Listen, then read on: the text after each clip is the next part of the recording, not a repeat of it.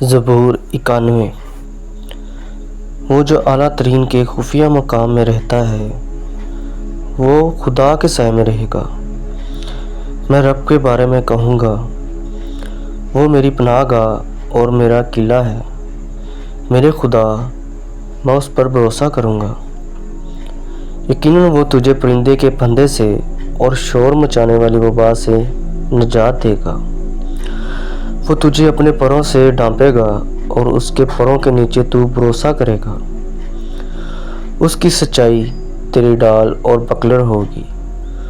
تو رات کو دہشت سے نہ ڈرنا اور نہ تیر کے لیے جو دن کو اٹھتا ہے، نہ ہی اندھیرے میں چلنے والی وبا کے لیے اور نہ ہی اس تباہی کے لیے جو دوپہر کے وقت برباد ہو جاتی ہے۔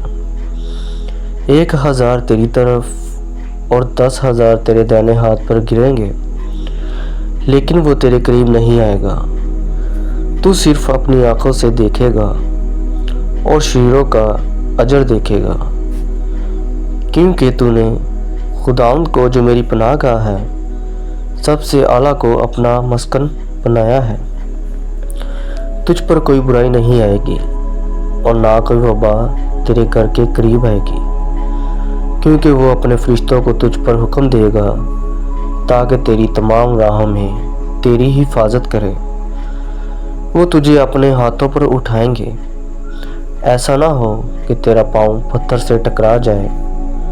تو شیر اور جوڑنے والے کو روندے گا، جوان شیر اور اژدہا کو پاؤں تلے روندیں گے۔ چونکہ اس نے مجھ پر اپنی محبت رکھی ہے، اس لیے میں اسے نجات دوں گا۔